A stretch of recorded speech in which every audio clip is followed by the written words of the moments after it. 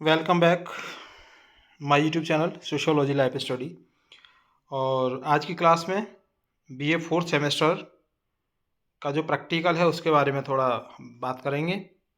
प्रिय विद्यार्थियों, एक तो आप ध्यान से समझ लीजिए कि जो फोर्थ सेमेस्टर है आपका, उसका जो प्रैक्टिकल है, उस प्रैक्टिकल में 25 मार्क्स की जो है आपने अपनी फ़ाइल जमा कर दी है। फाइल को लेकर के आप प्रेशर में ना आए और कोई भी कन्फ्यूजन ना रखें, क्योंकि कई बार दूसरे दूसरे ग्रुपों में बच्चे जुड़े हुए हैं, वहाँ पर गलत सलत इन्फॉर्मेशन आपके पास आ जाती है। तो उस इन्फॉर्मेशन पर बिल्कुल ध्यान न दें। प्रैक्टिकल जो होगा उसमें आपका एक एक्सटर्नल एग्जामिनर बाहर से, जैसा कि यूनिवर्सिटी अपॉइंट करती है, वो आएंगे और आपका ओरली उसमें क्वेश्चन आपसे पूछे जाते हैं। तो आपसे कौन कौन से प्रश्न पूछे जा सकते हैं उसमें, उन पर आप आज जो है थोड़ा हम लोग देख लेते हैं। तो यहाँ पर क्या है कि सेकेंड सेमेस्टर में एक तो आपका थ्योरी का पेपर है जिसका नाम है social problems and issues of development in India. सबसे महत्वपूर्ण है कि आपको इस पेपर का नाम याद रहना चाहिए। मैं दोबारा से फिर रिपीट कर रहा हूँ, आप फोर्थ सेमेस्टर में आ गए हैं, पेपर का नाम याद रखना बहुत ज़रूरी है। आप उसकी प्रैक्टिस कर सकते हैं, अभ्यास कर लीजिए, अभी आपके पास में टाइम है। क्योंकि एक बात ध्यान से समझ लो, अगर आप कुछ भी नहीं भी बताओगे ना तो भी आपको पासिंग मार्क्स तो मिल ही जाएंगे, यानी पास तो आप हो ही जाएंगे। लेकिन ऐसे विद्यार्थी जो चाहते हैं कि वो मेरिट में आए, उनकी अच्छी परसेंटेज हो और जो मतलब कुछ होशियार भी हैं पढ़ने में, तो ऐसे विद्यार्थियों के लिए मेरी एडवाइस है कि वो कुछ टेक्निक को अगर आप ध्यान में रखेंगे तो ज़रूर आपके बहुत अच्छे नंबर यहाँ पर आएंगे। तो पहला क्या है कि आपको अपना पेपर का नाम याद रखना है कि पेपर कौन सा आपने पढ़ा है इसमें। इसके बाद बात करते हैं प्रैक्टिकल की। तो जो प्रैक्टिकल है उसमें क्या है, आपका प्रोजेक्ट है और उसका टाइटल क्या है, टाइटल है प्रोजेक्ट ऑन सस्टेनेबल सोसाइटी। अगर आपसे एग्जामिनर ये प्रश्न पूछ लेता है कि ये जो प्रैक्टिकल है उसका टॉपिक क्या है, तो आप बता देंगे सीधा प्रोजेक्ट ऑन सस्टेनेबल सोसाइटी। इसको ध्यान से आप समझ लेंगे। फिर बात करते हैं कंटेंट्स क्या क्या हैं इसके प्रैक्टिकल के। फाइल आपने जिस भी टॉपिक पर बनाई हो, डजेंट मैटर, उसमें भी आपसे वो पूछ सकता है एग्जामिनर कि आपने किस टॉपिक पर फाइल आपने बनाई है। उसको भी आप माइंड में रखिए और ख़ास करके इन टॉपिक्स को ध्यान से देख लीजिए। जैसे इसमें है research project, definition and concept, selection of research topic related to social problems and social development, sustainable development. मतलब रिसर्च प्रोजेक्ट क्या है ये पूछा जा सकता है। रिसर्च प्रोजेक्ट में रिसर्च की परिभाषा क्या है, उसकी अवधारणा क्या है, आप किसी भी रिसर्च टॉपिक का सिलेक्शन कैसे करते हैं, और सामाजिक समस्या क्या है, सामाजिक विकास क्या है, और जिसको कहते हैं सस्टेनेबल डेवलपमेंट क्या है।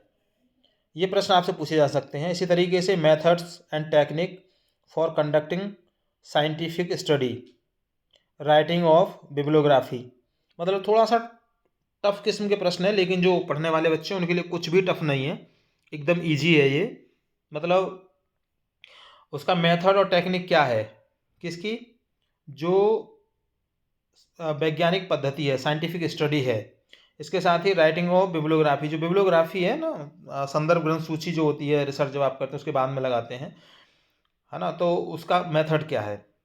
इसी तरीके से research project, final draft and writing of findings, presentation of research project, कि जो रिसर्च प्रोजेक्ट आपका होता है उसको फाइनली आप कैसे उसका ड्राफ्ट करते हैं, और जो फाइंडिंग्स आई हैं उसमें, जो आप जैसे किसी भी टॉपिक पर आप रिसर्च करते हैं, किसी भी सोशल प्रॉब्लम्स पर, किसी भी सामाजिक समस्या पर, तो उसके बारे में जब आप पूरा कंसेप्ट उसका क्लियर करते हैं, फिर उसमें क्या फाइंडिंग्स आई, आपको क्या मिला, रिसर्च में क्या आपने देखा उसमें, तो उसको आप कैसे लिखेंगे, ये इसके अंदर आपको पढ़ाया जाता है, सिखाया जाता है, बताया जाता है। तो इसको आप पढ़ लीजिए।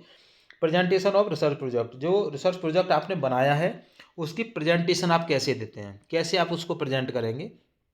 तो ये कुछ खास प्रश्न हैं, और जनरली दो चार प्रश्न जो मैंने आपको बताए हैं वो कॉमन है, वो तो कभी भी आपसे पूछे जा सकते हैं। जैसे कि किसी समाजशास्त्री का नाम बताइए, कि है ना, दो भारतीय समाजशास्त्रियों के नाम बताइए, किसी भी समाजशास्त्री की किसी किताब का नाम बताइए। ये कॉमन क्वेश्चन है, ये तो एग्जामिनर आपसे, अगर आप इनमें से कुछ भी नहीं बताओगे तो वो आपको बता देगा। एक और विशेष जो मेरी एडवाइस है आपके लिए वो ये है कि जो एग्जामिनर ने क्वेश्चन पूछे, अगर आप इन केस ना बता पाओ किसी भी कारण से आपको वो याद ना हो, तो आप क्या करेंगे, कुछ एग्जामिनर से सिंपल सी रिक्वेस्ट कर लेंगे, सर मैंने इसको पढ़ा नहीं है और मैं ये टॉपिक पढ़ के आया हूँ, आप इसमें पूछ लीजिए। जैसे रिसर्च मेथड्स को आप पढ़ के जा रहे हैं, रिसर्च प्रोजेक्ट की डेफिनेशन से आप याद करके जा रहे हैं, उसके कंसेप्ट को आप याद करके गए हैं, है ना। सिलेक्शन ऑफ जो रिसर्च टॉपिक्स हैं इसको आप याद, यानी जो भी टॉपिक आप याद करके जा रहे हैं, तो आपके लिए विशेष सलाह है कि आप कन्फ्यूज ना हो, कोई एक टॉपिक लें और उसको अच्छे से आप उसको पढ़ लीजिए। और उसको पढ़ने के बाद जो एग्जामिनर आपसे क्वेश्चन पूछ रहा है, अच्छी बात है कि जो उसने पूछा वो आप बता दें, बहुत अच्छी बात है।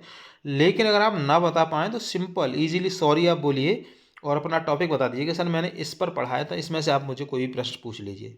ठीक है, तो एग्जामिनर आपसे वही पूछेंगे और आपको बहुत अच्छे नंबर आपको मिलेंगे। मुझे उम्मीद है कि अच्छी परसेंटेज आपकी बनेगी, अच्छे नंबर आपको आएंगे। तो चलिए, इन्हीं शुभकामनाओं के साथ, चैनल पर नए हैं तो उसको सब्सक्राइब जरूर कर लीजिए। वीडियो पसंद आए लाइक शेयर कीजिएगा उन सभी विद्यार्थियों के लिए। चैनल पर जुड़ने के थैंक यू। मिलते हैं अगली क्लास में, तब तक के लिए जय हिंद।